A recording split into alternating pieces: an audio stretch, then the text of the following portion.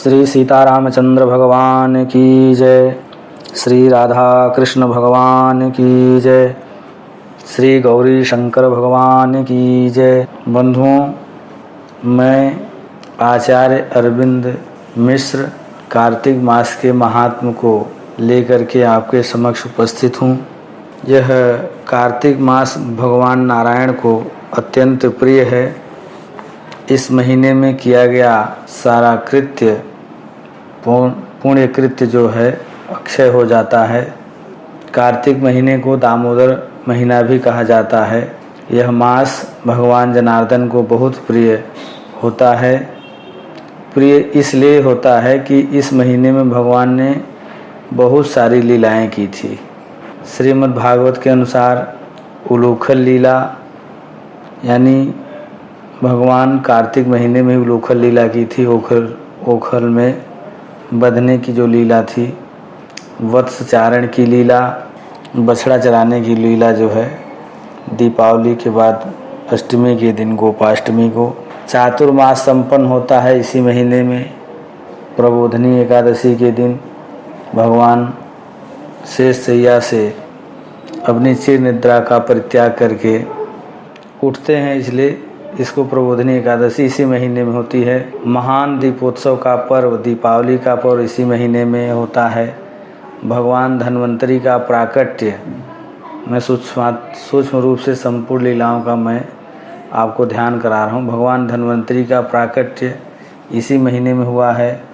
महालक्ष्मी जी का समुद्र से प्राकट्य इसी महीने में हुआ है। और लक्ष्मी नारायण का पाणी ग्रहण संस्कार, यद्यपि लक्ष्मी नारायण कभी एक दूसरे से अलग नहीं है, फिर भी लीला के रूप में हम आपको लीला करने के लिए, दिखाने के लिए भगवान नारायण माता लक्ष्मी का पाणी ग्रहण संस्कार इसी महीने में करते हैं। माँ लक्ष्मी समुद्र को पिता मानकर प्रकट होती हैं और नारायण का वरण करती हैं। वह भी लीला इसी कार्तिक महीने में ही संपन्न हुआ है।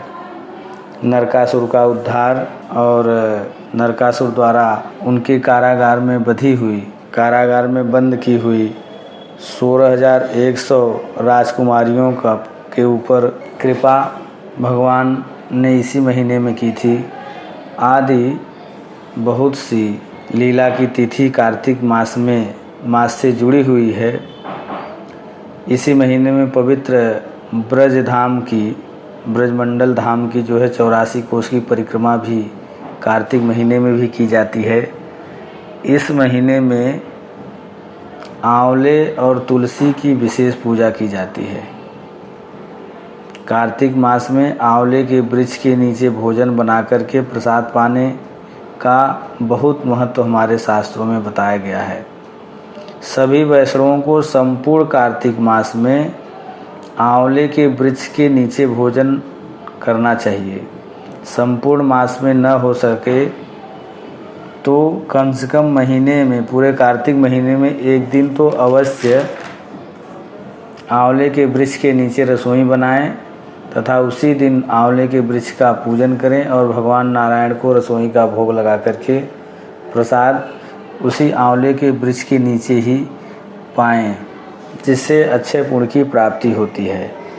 फिर कार्तिक महीने में कार्तिक कृष्ण प्रतिपदा अर्थात महीने के प्रथम दिवस से लेकर के महीने के पूर्णिमा तिथि तक अर्थात अंतिम तिथि तक संपूर्ण महीने में, कार्तिक महीने में माता तुलसी का सेवा पूजा का विशेष पुण्य हमें प्राप्त होता है।